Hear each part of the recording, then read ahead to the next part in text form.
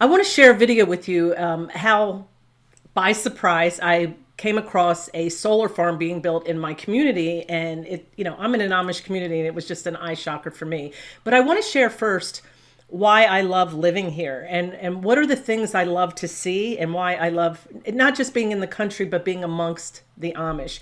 Do I want to be Amish? No, I don't want to embrace their entire culture because I'm too far into technology and stuff. But I do love the simple things that they do that I can adapt into my life, and to keep it slower and stay connected with nature. We live on 22 acres, and it's just full of trees. And I stopped camping when we moved out here because that's why I went camping. I wanted to see the trees and be outside and have campfires and things like that. Now I can do this in my own home. And that's why I love being here. And being amongst the Amish is one of the reasons I bought the property, because when I drove home, I could see the horse and buggies and things like that. So I just want to play, just show you what my life, I guess, looks like.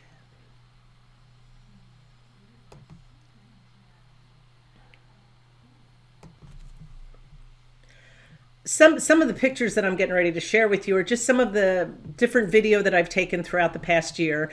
And this is what my life is. This is what I see when I drive down the road in the country, and it's not unusual to see any of these pictures that I'm getting ready to show you. And I'm just in awe. I've been living where I'm at for 10 years, and I'm in awe every time. I just love, again, the simplicity and how, especially if there was some kind of a power outage, our Amish neighbors are still functioning. They are not connected to the grid.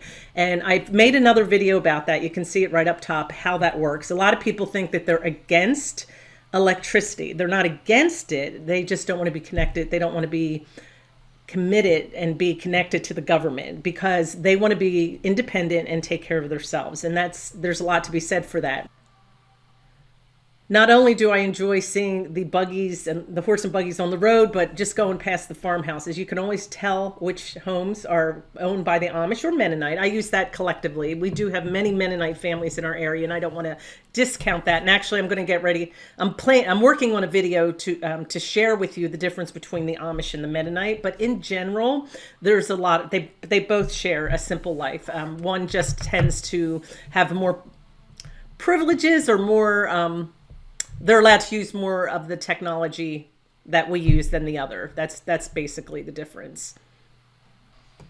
So the other day, I went back to Indiana. I've told you that my mother's living with me, and we went back to Indiana to pick up, to get a couple things done that we had to do at the bank and stuff. And we picked up, some of her belongings, and she's got one more truckload, and then we're done, by the way. But anyway, as we were driving home, it takes me literally an hour of country roads just to get from my community into like Cincinnati to a closed city, all back roads.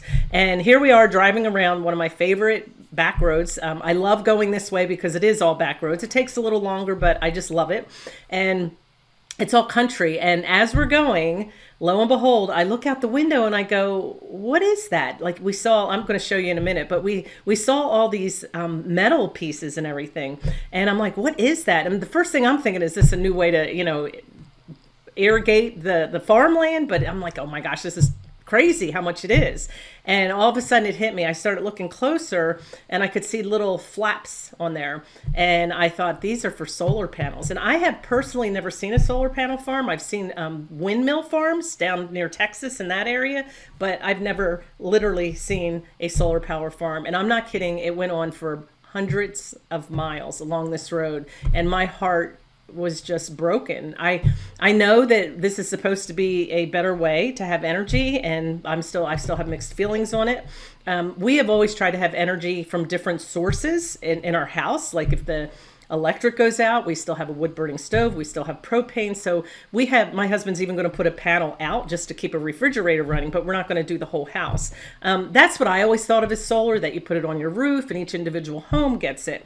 But this farm, we have since found out as well that it's going to feed the electricity for Cincinnati. It's not even feeding my county or my area. So look at the hundreds and hundreds and hundreds of acres that have been bought up so that they can put this solar farm in. Now, I did do a little bit of research. I will say this.